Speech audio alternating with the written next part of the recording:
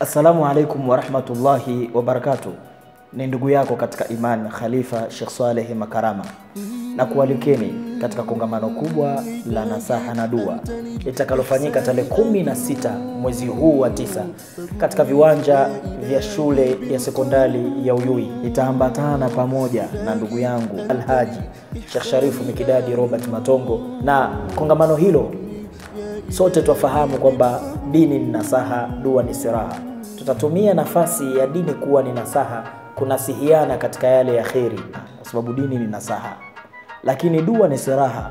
Tutumie silaha hiyo kumwomba Allah tabaraka wa taala atuondoshe kwa watu waliosibiwa na maradhi ya kisihiri, uchawi, majini, mashaitani, na hasa katika yale ambayo tunahisi kwetu sisi yameshindikana, lakini kwa Allah hakuna linaloshindikana.